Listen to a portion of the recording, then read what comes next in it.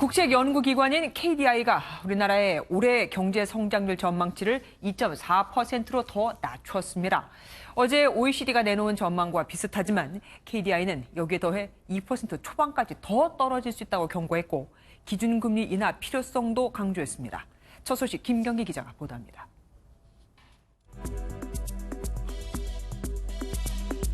한국개발연구원 KDI는 올해 우리 경제가 2.4% 성장할 것으로 전망했습니다. 지난해 12월 예상한 2.6%에서 0.2%포인트 내린 건데 유럽 재정위기로 수출이 힘들었던 2012년 이후 가장 낮은 수준입니다.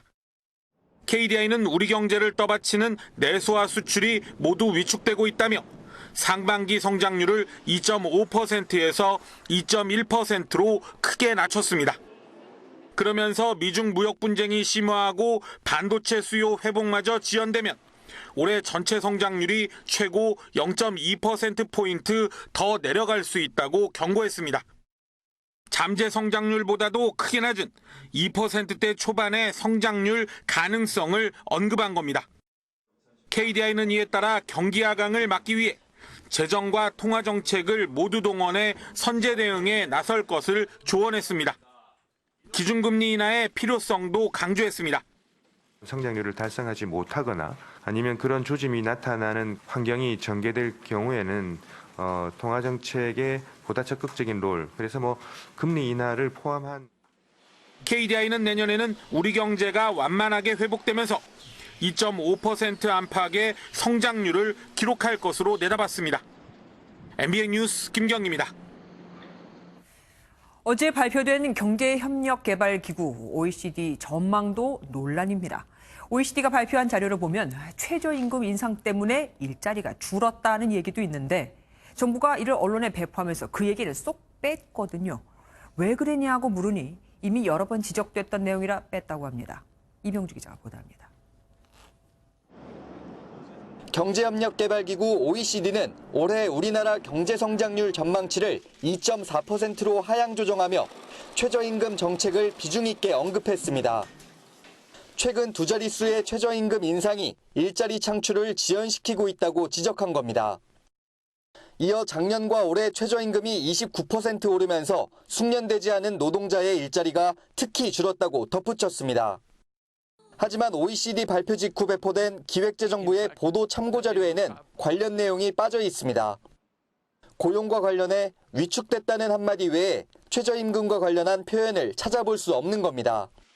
이에 야당 등에서는 정부가 최저임금에 대한 지적은 빼고 추경 편성 등 필요한 부분만 강조했다고 꼬집었습니다. 기재부는 억울하다는 입장입니다. 참고 자료는 OECD 발표 직후 보도 편의를 위해 요약 정리한 내용이고 최저임금 인상폭에 대한 우려는 그간 많이 나왔던 내용이라 따로 언급하지 않았다고 설명했습니다. 또 OECD 보고서 원문도 자료에 함께 실은 만큼 어떠한 의도를 가지고 자료를 편집한 건 아니라고 덧붙였습니다. MBN 뉴스 이병주입니다.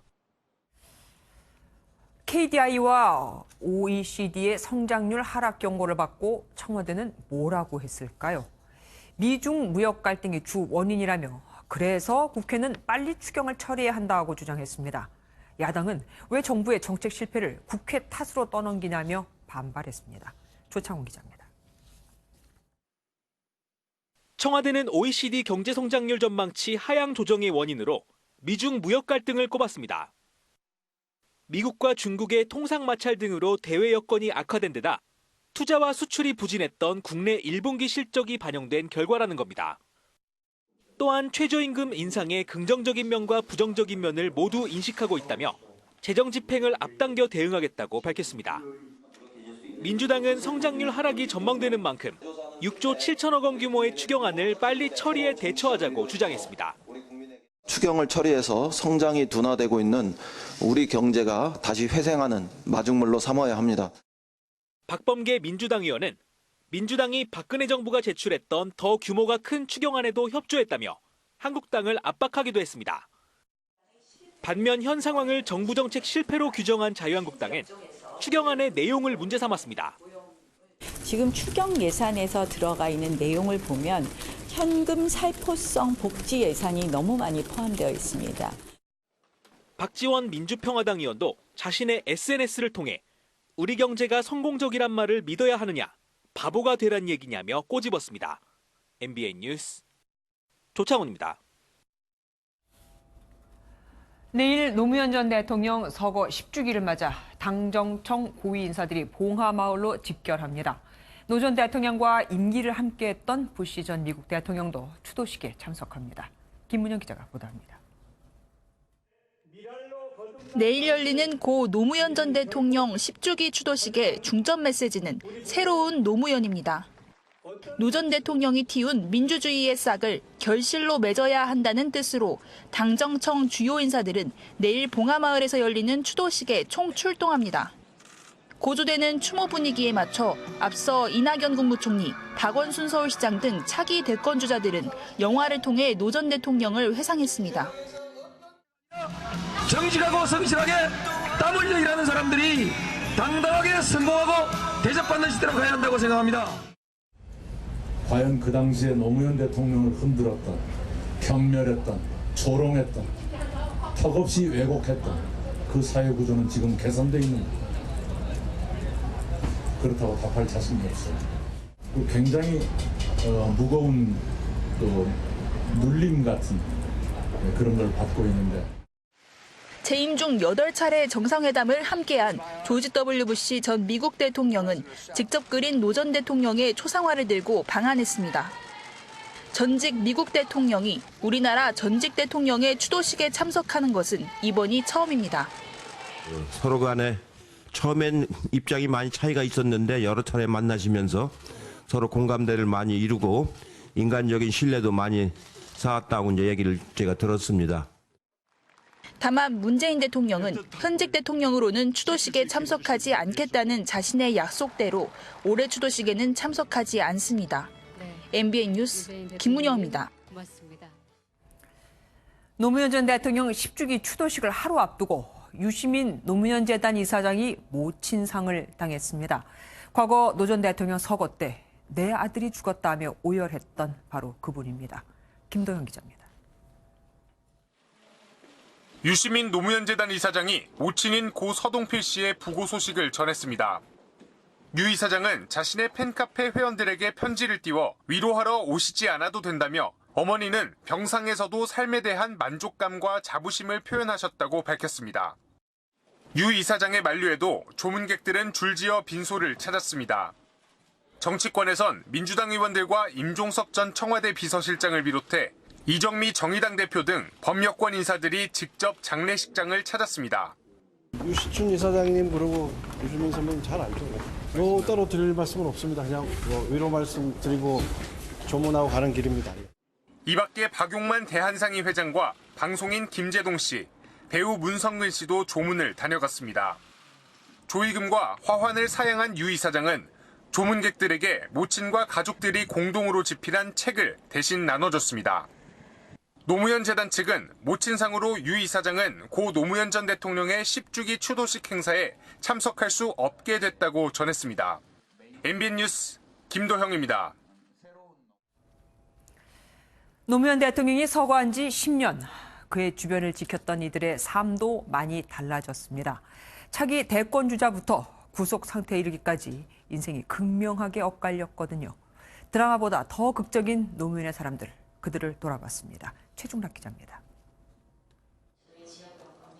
노무현 전 대통령의 정치적 호위무사로 불린 유시민 노무현 재단 이사장은 차기 대권주자로 거론됩니다.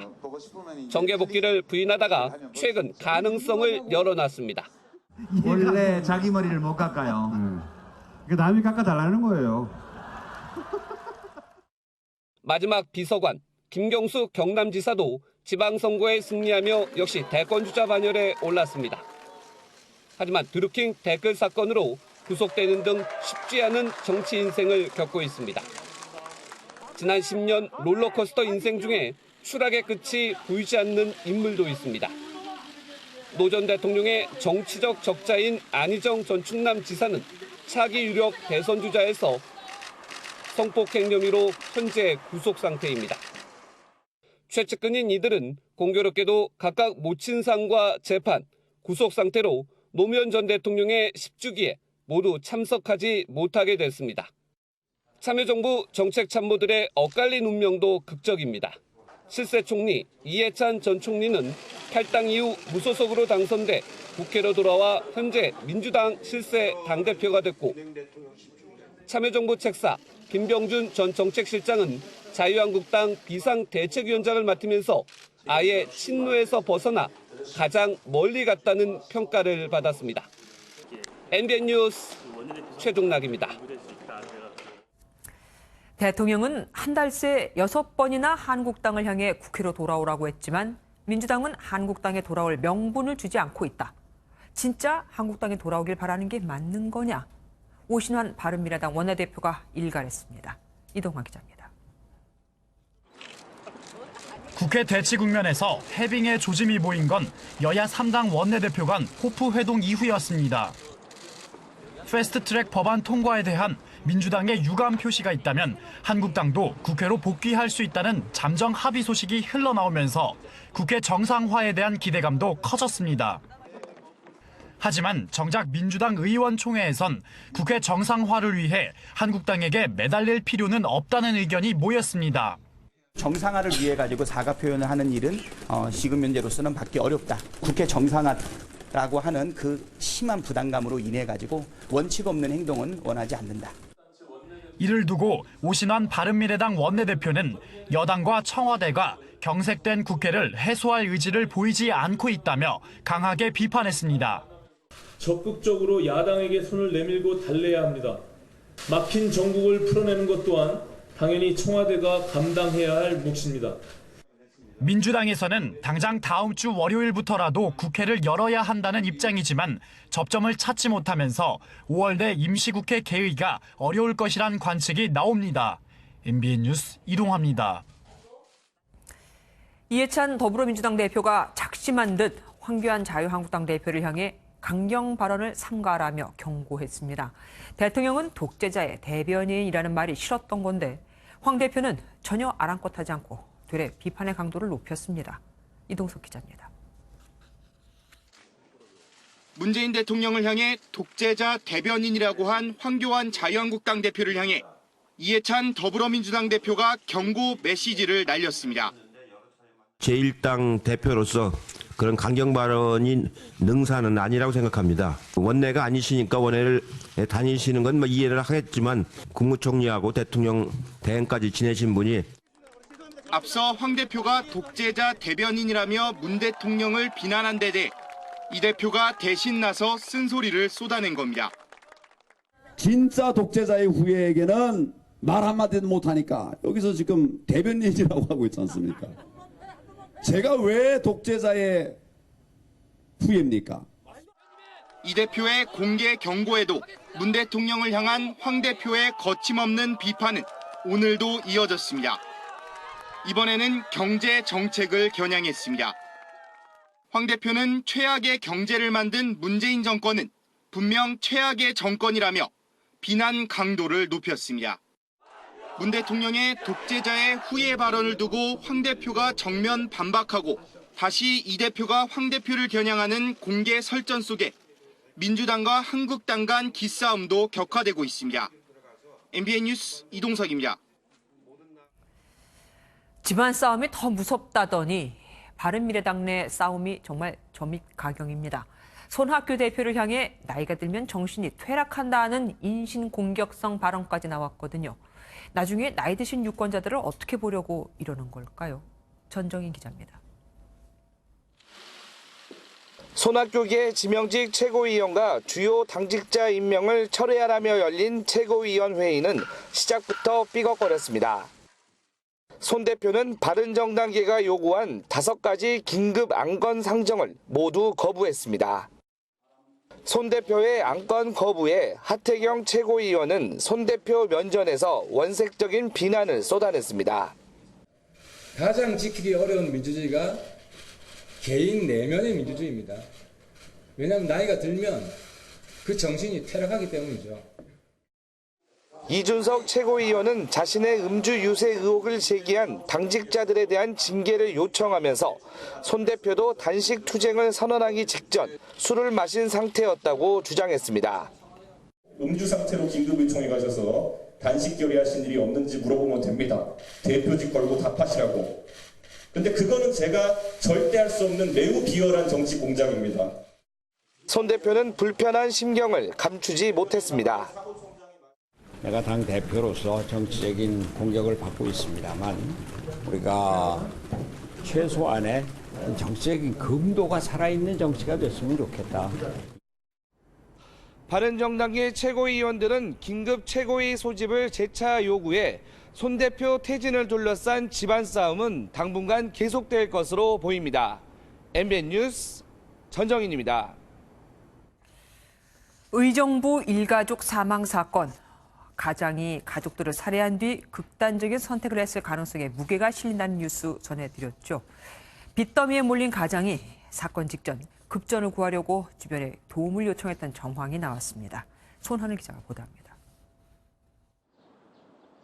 경찰은 숨진 가장의 휴대전화에서 실마리를 찾았습니다.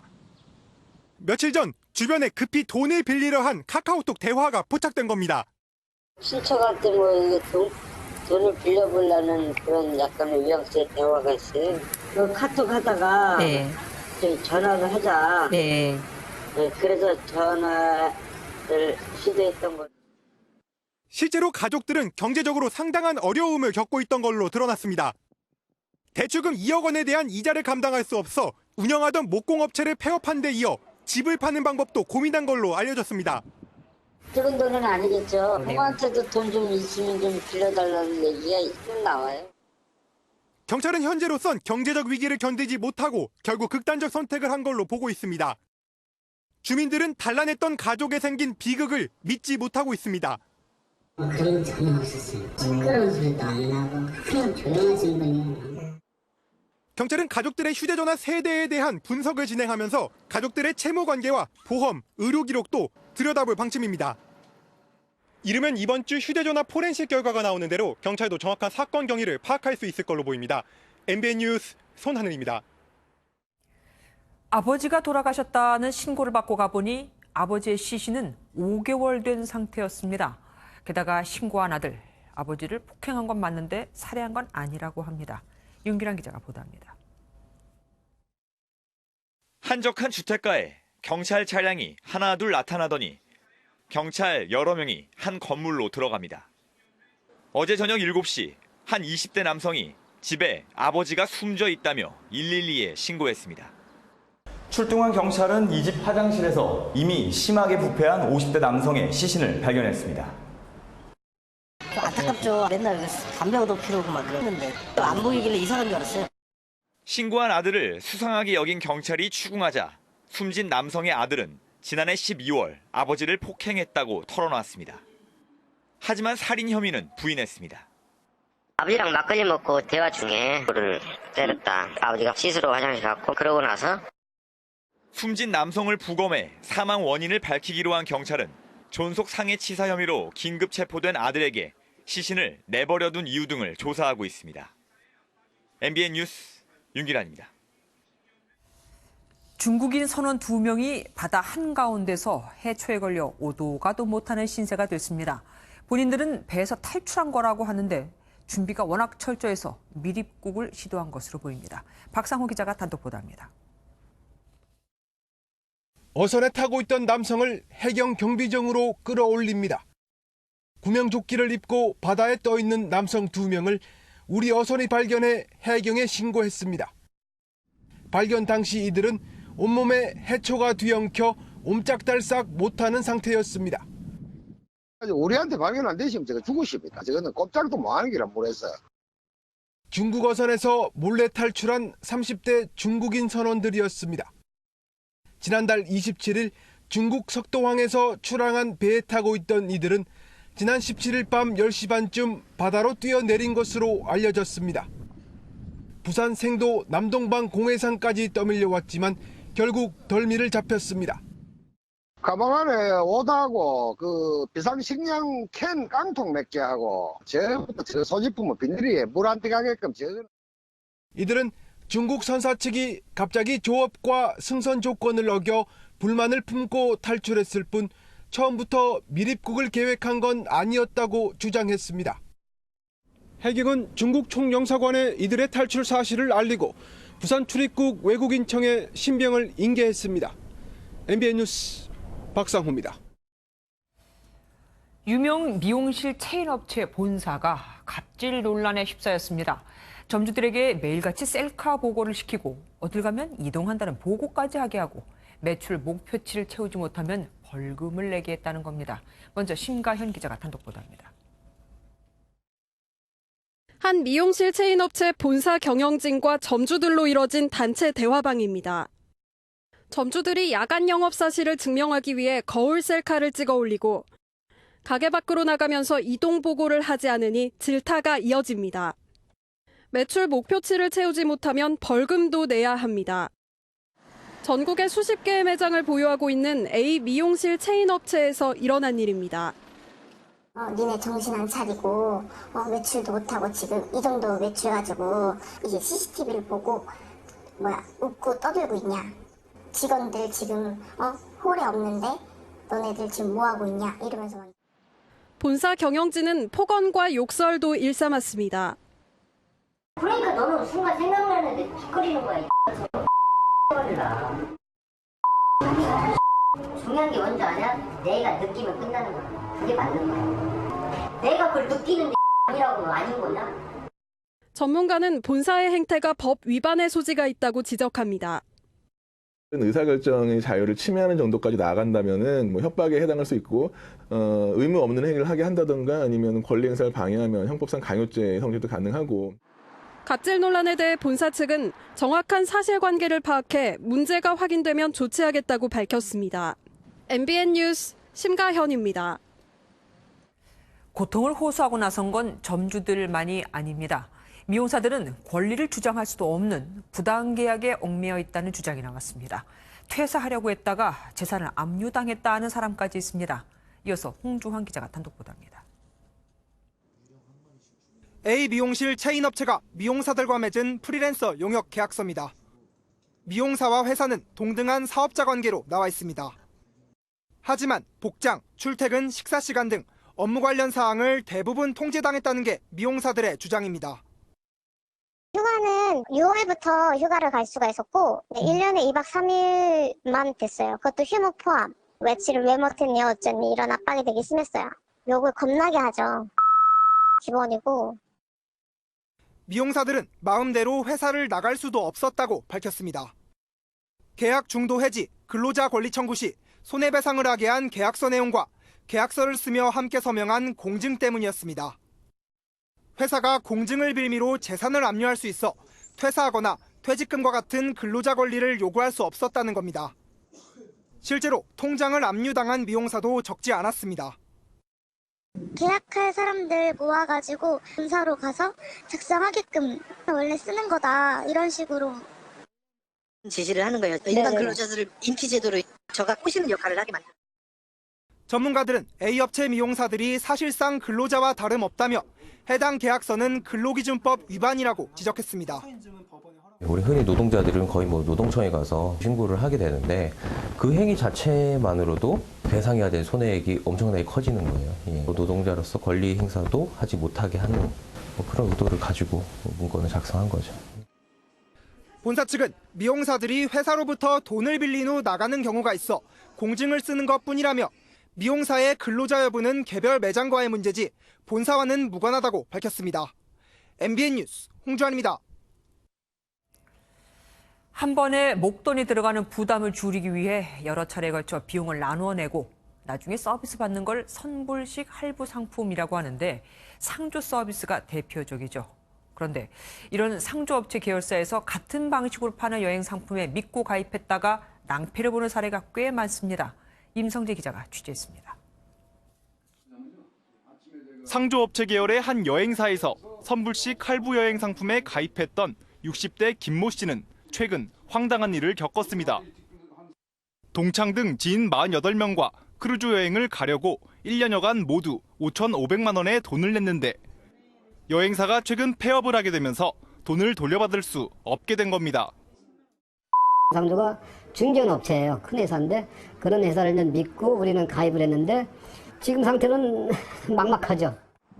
모기업인 상조업체도 찾아가 봤지만 이미 지난 3월에 폐업해 헛걸음이 됐습니다. 운영이 중단된 사무실 문 앞엔 피해를 호소하는 여행상품 가입자들의 글이 붙어 있습니다. 김 씨처럼 해당 여행사에서만 돈을 날리게 된 피해자는 대략 수만 명에 이를 것으로 추산됩니다. 대표적 선불식 할부 거래인 상조 서비스는 낸 금액의 50%를 되돌려받을 수 있는 피해 구제 장치가 있지만 같은 방식이라도 여행 상품은 대상에 포함되지 않기 때문입니다. 제재를 할 수가 없는 대상이 되는 거고요. 법으로 개정을 해서 포함시켜야 되는지 여부는 저희도 좀 검토를 하고 있는 단계고. 상조회사 대부분이 자회사를 통해 여행 상품을 대거 팔고 있지만 특별히 더 보호받는 건 전혀 없는 겁니다. 상조에서 근무를 하면 투어까지 같이 일을 했습니다. 50%를 예치를 하지 않아도 되기 때문에 여행 상품으로 많이 유도를 하고 있는. 법의 사각지대에서 여행을 꿈꾸며 다달이 돈을 부어온 가입자들만 고스란히 피해를 떠안게 됐습니다. MBN 뉴스 임성재입니다. 금융기관이 파산을 하면 그곳에 돈을 맡긴 예금자는 예금보험공사를 통해서 1인당 5천만 원까지 보장을 받을 수 있습니다. 이렇듯 예금보험공사는 금융기관이 파산을 할 경우 자산을 회수하고 또 보장해주는 일을 하는데 이 과정에서 직원이 채무자들의 채무를 줄여주고 뒷돈을 받은 의혹이 제기됐습니다. 심지어 예보에서 노조위원장을 하고 있는 인물입니다. 김순철 기자가 보도합니다. 검찰이 예금보험공사 직원 A씨의 뇌물수수 의혹에 대해 강제 수사에 착수했습니다. A씨는 현재 노조위원장직을 맡고 있습니다. 검찰은 오늘 오전 예금보험공사 사무실 등을 압수수색해 업무 기록과 컴퓨터 하드디스크 등을 확보했습니다. 검찰에서 수사를 하고 있으니까 내용이 어떻게 될지는 저희도 좀 지켜봐야 될 것 같습니다. 지난 2016년 당시 캄보디아에 파견된 A씨는 파산한 토마토 저축은행 등의 해외 자산을 회수하는 업무를 맡은 것으로 알려졌습니다. 검찰은 이 과정에서 A씨가 빚 규모를 줄여주는 대가로 은행 측으로부터 수천만 원의 뇌물을 받은 정황을 포착한 것으로 전해졌습니다. 또 A씨가 예보의 관리 자금을 개인적으로 빼돌린 정황이 있는지도 확인 중입니다. 검찰은 지난 3월 은행 측 관계자를 소환해 관련 사실을 사전 조사한 것으로 전해졌습니다. 검찰은 압수물 분석을 마치는 대로 해당 직원을 소환해 사실관계를 확인할 방침입니다. MBN 뉴스 김순철입니다. 김학의 전 법무부 차관에게 별장 성접대를 한 의혹을 받는 건설업자 윤중천 씨가 또다시 구속 갈림길에 섰습니다. 구속 여부는 이르면 오늘 밤 결정될 것으로 보이는데요. 취재기자 연결해 보겠습니다. 요정 기자, 오늘이 두 번째 심사였잖아요. 윤 씨의 입장은 좀 바뀌었습니까? 네, 한 달 만에 두 번째로 열린 영장심사에서 윤중천 씨는 반성의 뜻을 보이면서도 혐의는 대부분 부인한 것으로 전해졌습니다. 이 첫 번째 영장심사 때는 사기 혐의가 적용됐는데 이번엔 윤 씨에게 강간치상과 무고 혐의 등이 새롭게 적용됐습니다. 검찰은 윤 씨가 지난 2006년 무렵부터 피해 여성 이모 씨를 성폭행하고 김학의 전 차관 등 사회 유력 인사들과 성관계를 맺도록 강요하면서 이 씨가 외상 후 스트레스 장애를 겪었다고 판단하고 있습니다. 특히 지난 2007년 11월엔 김 전 차관과 함께 이 씨를 성폭행했다는 내용도 구속영장에 적시한 것으로 전해졌습니다. 김 전 차관과 윤 씨가 함께 성폭행을 한 것으로 알려진 2007년 11월 기준으로 이미 공소시효가 지난 특수강간 혐의 대신 발병 시점 2008년을 기준으로 공소시효가 15년인 강간치상 혐의를 적용한 겁니다. 하지만 윤 씨 측은 자유분방한 남녀 간의 만남이었다면서 강간치상 혐의를 전면 부인했습니다. 특히 김 전 차관의 범죄 사실에 대해선 가장 자연스럽게 이뤄진 성관계였다고 주장하기도 했습니다. 윤 씨가 강간치상 혐의로 구속될 경우 김 전 차관의 성범죄 수사도 급물살을 탈 것으로 보입니다. 지금까지 서울중앙지법에서 MBN 뉴스 유호정입니다. 어제 MBN은 검찰이 2013년 수사 당시 피해 여성 최 모 씨의 산부인과 진료 기록 일부를 고의로 누락했을 가능성을 제기했죠. 그런데 석연치 않은 점은 이뿐만이 아닙니다. 검찰이 최 씨와 성만 다르고 이름이 같은 다른 여성을 동일 인물인 것처럼 짜집기에 최 씨의 성폭행 주장을 고의로 배제한 정황이 드러난 겁니다. 백길종 기자가 단독 보도합니다. 지난 2008년 3월 원주별장 옷방에서 김학의 전 차관과 윤중천 씨로부터 성폭행을 당했다고 주장하는 여성 최 모 씨는 과거 검찰 조사가 진실이 덮이는 두려움과 공포의 시간이었다고 털어놨습니다. 2013년 당시 나는 분명히 내 피해를 정확히 호소했음에도 불구하고서 검찰에서 마치 나를 이상한 여자를 취급하더니 2013년 조사 당시 검찰이 최 씨에게 별장에서 윤 씨 일행으로부터 일정한 대가를 받고 성관계를 가진 적이 있느냐, 또 다른 피해 여성 이모 씨가 당신을 별장에서 봤다고 진술했다며 추궁했다는 겁니다. 이 씨와 일면식도 없던 최 씨는 이를 강하게 부인했지만 인정되지 않았습니다. 실제 이 씨가 경찰 조사에서 그런 내용의 진술을 한 건 맞지만 이 씨가 봤다는 이 여성은 최 씨가 아니라 공교롭게도 최 씨와 성은 다르고 이름이 같은 박모 씨였던 것으로 확인됐습니다. 하지만 검찰이 불기소하는 과정에서 피해 여성 이 씨의 진술이 박 씨에서 최 씨로 바뀌어 기재된 채 성폭행 피해 주장은 무혐의로 종결됐습니다. 조사 당시 이 씨는 박 씨의 이름을 정확히 언급했고 최 씨와는 모르는 사이라고 진술한 것으로 전해졌습니다. 또다시 과거 검찰 수사가 부실했던 정황이 드러나면서 검찰이 김 전 차관을 봐주기 한 것 아니냐는 의혹이 일고 있습니다. MBN 뉴스 백길종입니다.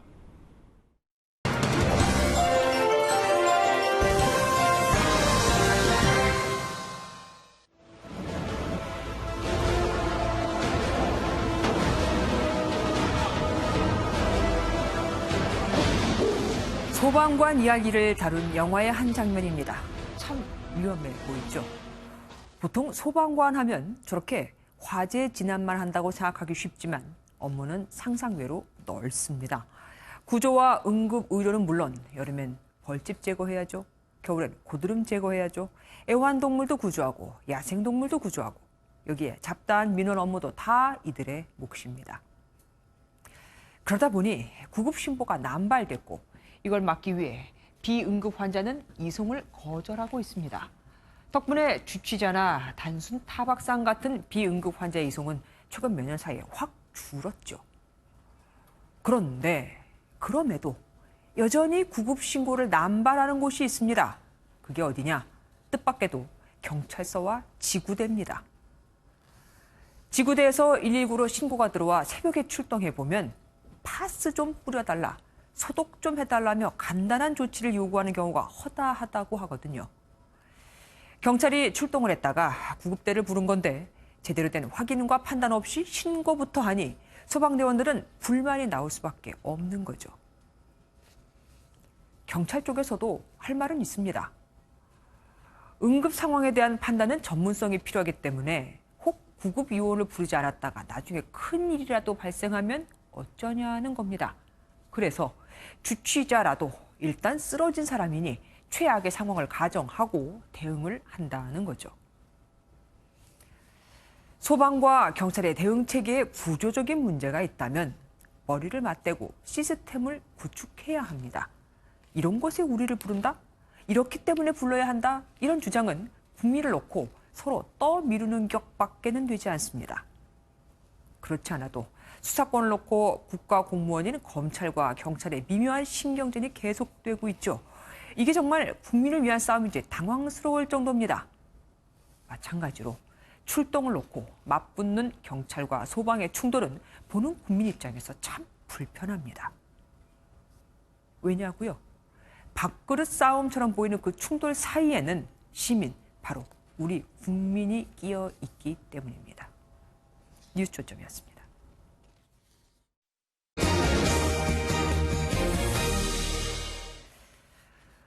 지난달 강원도 고성 DMZ 평화의 길 개방에 이어 다음 달에는 철원 구간도 민간인들의 탐방이 가능해집니다.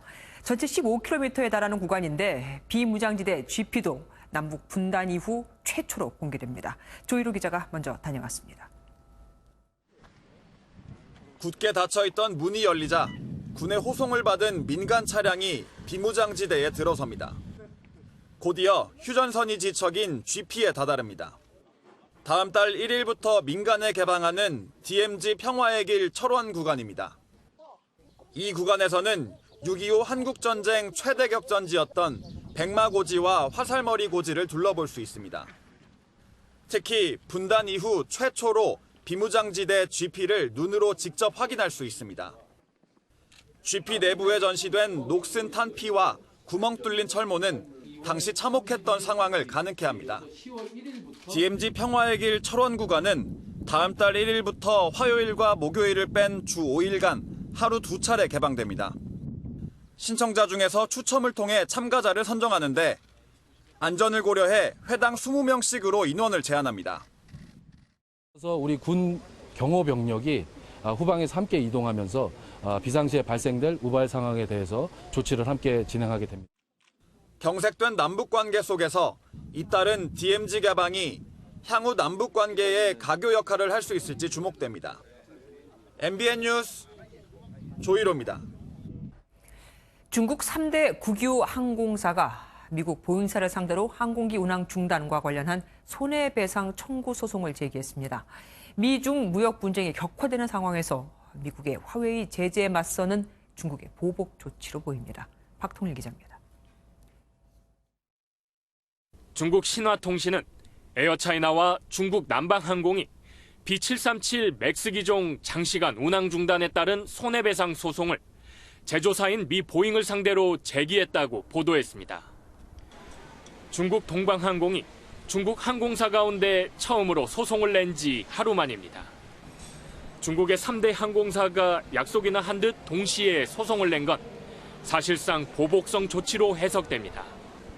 앞서 중국 당국은 지난 3월 에티오피아 여객기 추락 사고 직후 곧바로 해당 기종의 운항을 중단했는데 이 역시 세계 최초로 내린 결정이었습니다. 중국은 10여 개의 항공사가 B737 맥스8 기종을 모두 96대 보유 중이며 소송을 제기한 새 항공사의 보유분은 53대입니다. 미중 간 무역 갈등이 좀처럼 수그러들지 않는 가운데 미국의 압박 역시 전방위로 확산하고 있습니다. 미국 뉴욕타임스는 미국 정부가 중국의 감시 카메라 제조업체인 하이크비전을 기술 수출 제한 목록에 올리는 방안을 검토 중이라고 보도했습니다. 앞서 상무부는 지난 16일 중국 화웨이에 같은 제재를 내렸습니다. 이번 중국 항공사들의 소송 역시 화웨이 제재 직후 나왔다는 점에서 양국 간 대응 수위가 갈수록 높아질 것이란 우려가 나오고 있습니다. MBN 뉴스 박통일입니다. 중국에서 발생한 치사율 100%, 아프리카 돼지열병이 주변국으로 빠르게 퍼지면서 우리나라도 비상에 걸렸습니다. 방역의 최전선인 공항 검역소에는 중국산 돼지고기를 만든 햄과 소시지가 매일같이 적발되고 있는데 가공품도 들여오면 안 됩니다. 그 잔반을 돼지가 먹게 되면 큰일 나거든요. 김민수 기자가 감역 현장을 다녀왔습니다. 중국 동북지방 헤이룽 장성에서 출발한 승객 80여 명이 인천공항으로 들어옵니다. 중국과 베트남 등 아프리카 돼지열병 발병국 항공편 승객들에 대해서는 수시로 소지품 검사가 이어집니다. 이번에 처음 가지고 오셨나요? 여권 좀 보여주세요. 만두속까지 뜯어보는 검역에 역정을 내는 승객도 있습니다. 뭐 찾아내요, 빨리 찾아내요. 계약서 쓰는데 지금 얼마나 지금 돈 얼마나 왔다 갔다 하는지 알아요 지금? 일제검사 대상이 되는 승객들은 검역대로 향하는 중간에 탐지견의 검역도 받게 됩니다. 중국산 돼지고기로 만든 햄과 소시지는 자칫 잔반 사료에 섞여 돼지들에게 병을 옮길 수 있어 개별 반입이 금지됐지만 매일같이 적발돼 현장에서 폐기 처분되고 있습니다. 이 때문에 정부는 돼지열병 발병국에서 축산물을 반입하다가 적발되면 최대 1,000만 원의 과태료를 부과하겠다고 밝혔습니다.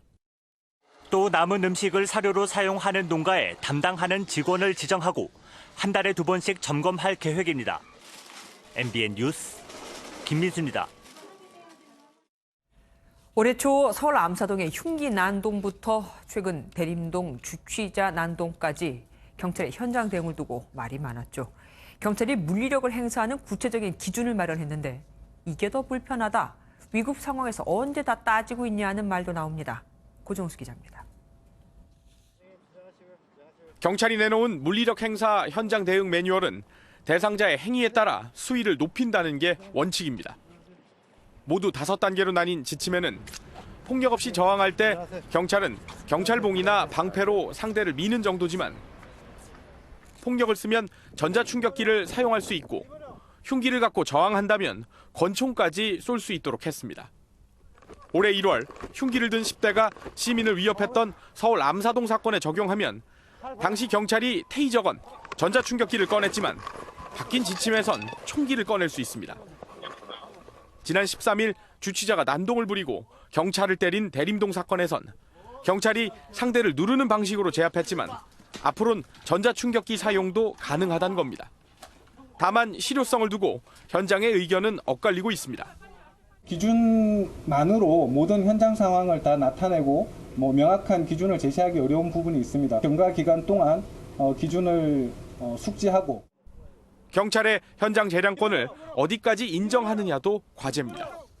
물리적 대응 기준이 제대로 현장에서 뿌리를 내리기 위해서는 일선 경찰관들의 현장에서의 판단과 재량권을 보다 폭넓게 인정하는 것이 필요하다고 생각합니다. 경찰은 6개월간의 교육 기간을 거친 뒤 오는 11월부터 새로운 물리력 행사 지침을 시행할 계획입니다. MBN 뉴스 고정수입니다. 정부가 근로자들의 단결권 강화와 강제노동 금지 등을 골자로 하는 국제노동기구 ILO 핵심 협약 국회 비준을 추진하고 있습니다.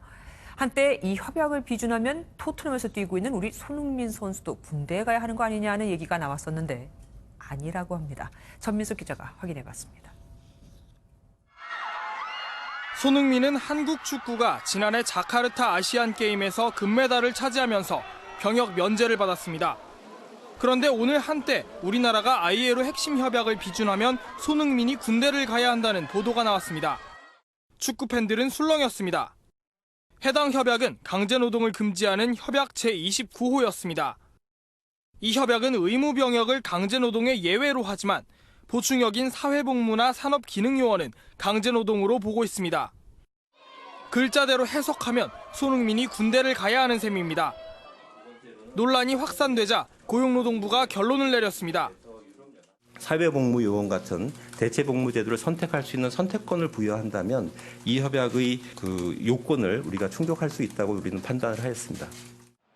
손흥민은 다음 달 4주간의 기초 군사교육을 받은 뒤 선수 생활을 계속하면 됩니다. 544시간의 봉사활동은 비시즌에 우리나라에서 하거나 이 중 절반은 영국에서 현지 교민을 상대로 할 수도 있습니다. MBN 뉴스 전민석입니다.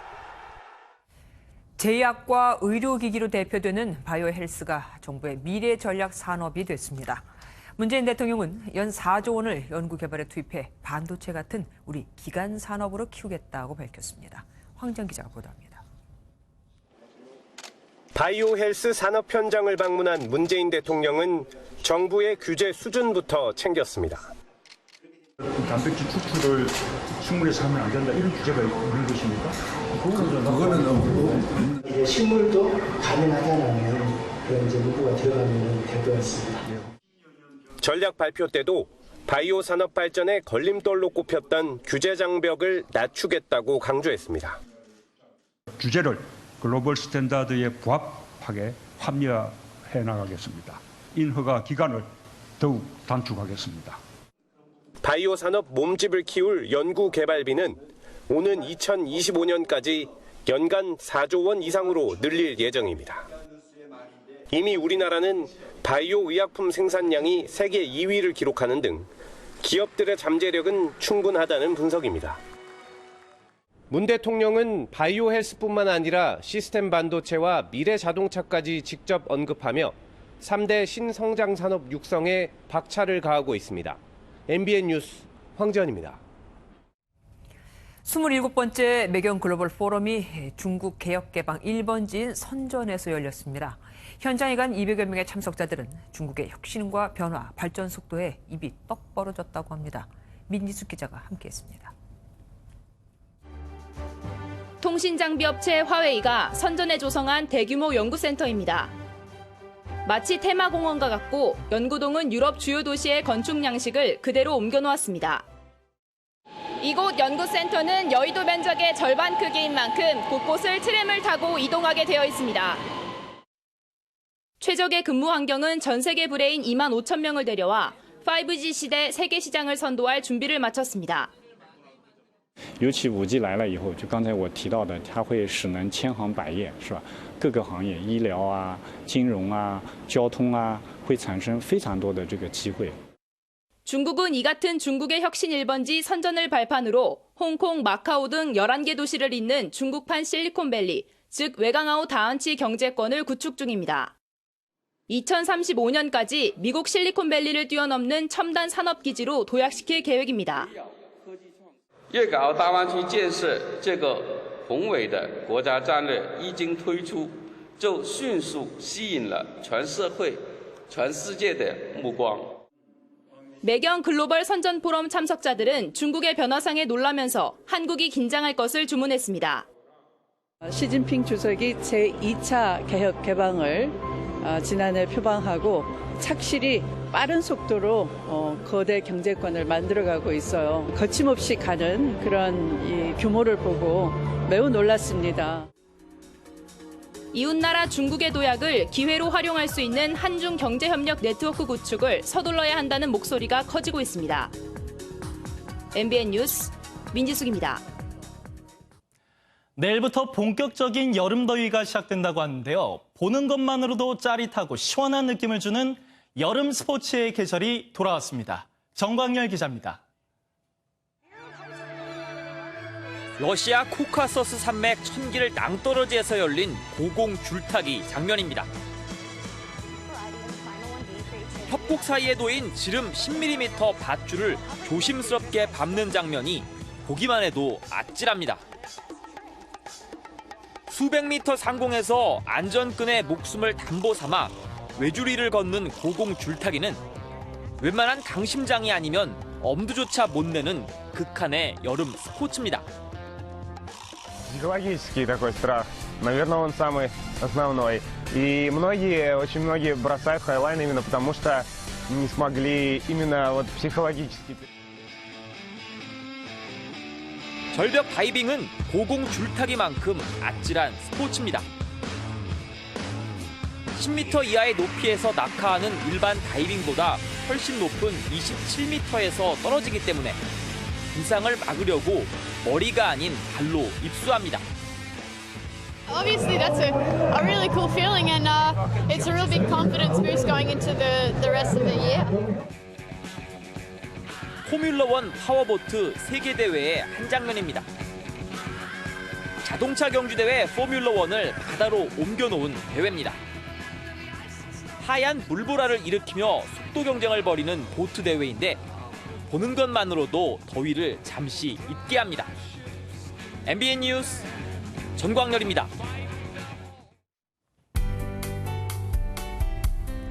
오늘 영남 내륙에는 폭염주의보가 내려졌습니다. 주 후반으로 갈수록 날이 더 더워질 것으로 예상되기 때문인데요. 내일 서울의 낮 최고 기온 30도를 가리키겠고요. 구례와 대구도 32도까지 오르면서 남부 곳곳은 30도를 웃돌겠습니다. 또한 전국적으로 자외선 지수는 매우 높은 수준까지 오를 것으로 보여서 자외선 차단용품도 잘 챙기셔야겠습니다. 날이 더워지면 미세먼지 걱정은 없을 거라고 여기기 쉬운데요. 내일부터 다시 국외 미세먼지의 유입으로 서쪽 지역을 따라서는 미세먼지 농도가 높겠습니다. 내일 인천과 서울, 경기와 충남, 그리고 호남과 제주권은 미세먼지 농도 나쁨 수준을 보이겠습니다. 동부 지역을 따라서는 건조주의보가 새롭게 내려졌는데요. 서풍이 지속적으로 불어들어오면서 대기는 점차 더 건조해지겠습니다. 내일 중부지방 서해안을 따라서는 아침에 안개가 짙게 끼겠습니다. 남부지방 광주 아침에 14도, 부산은 18도에서 시작하겠습니다. 내일 아침까지 강원 산지를 따라서는 바람이 강하게 불겠습니다. 폭염특보가 내려진 영남 내륙은 모레 낮 기온이 33도를 웃돌겠고요. 다른 지역들로도 폭염주의보가 확대될 가능성이 있습니다. 날씨였습니다. 뉴스팔이 선정한 이한장의 사진입니다. 왕관을 쓰고 망토를 두른 채 눈물을 글썽이는 노인.